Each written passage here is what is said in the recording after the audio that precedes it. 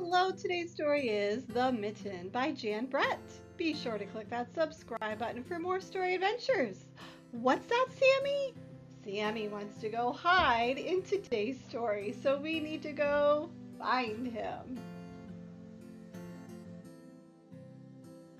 Once there was a boy named Nicki who wanted his new mittens made from wool as white as snow.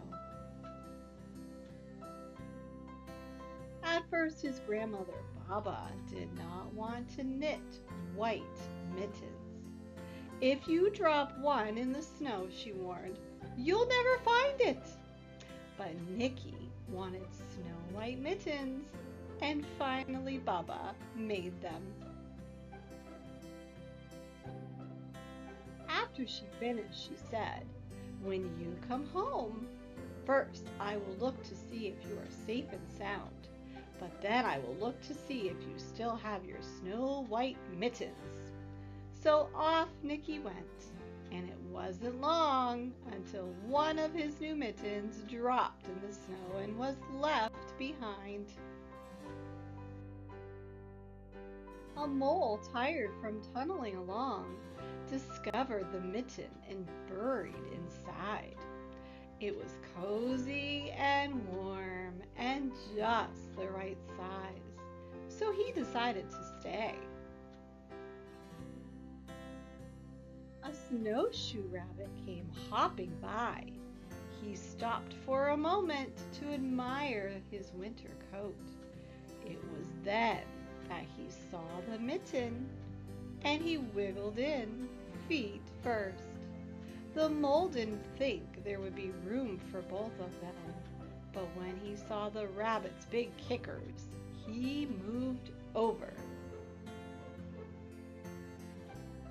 Next, a hedgehog came snuffling along, having spent the day looking under wet leaves for something to eat.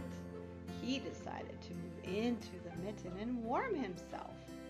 The mole and the rabbit were bumped and jostled, but not being ones to argue with someone covered with prickles, they made room.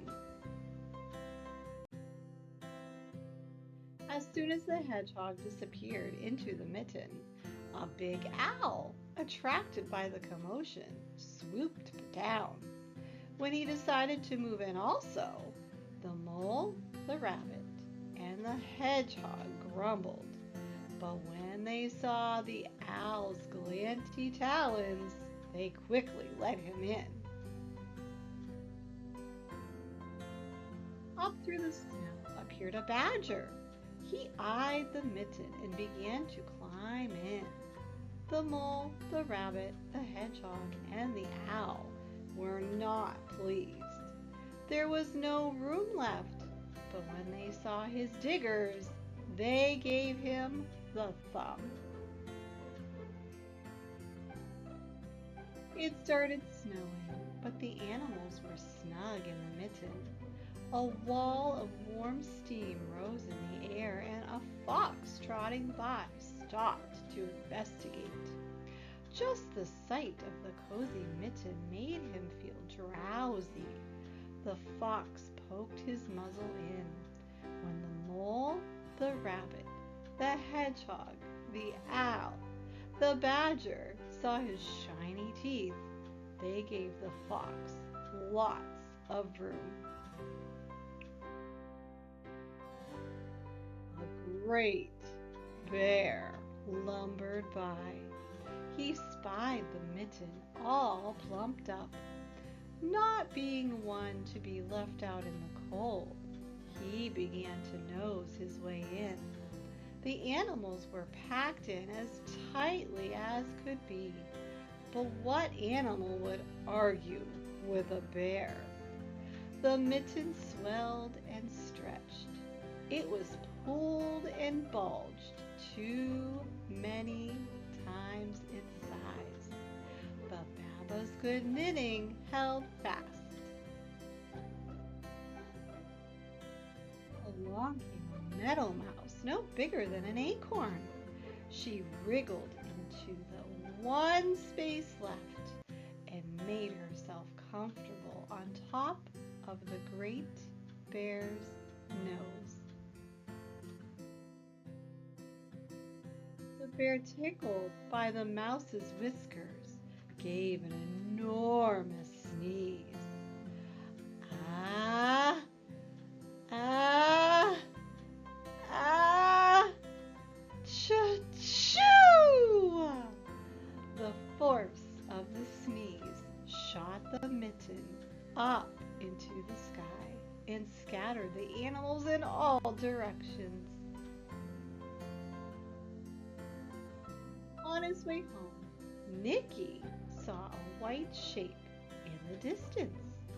It was the lost mitten silhouetted against the blue sky. As he ran to catch his snow-white mitten, he saw Baba's face in the window. First she looked to see if he was safe and sound, and then she saw that he still had his new mittens. Look at Baba.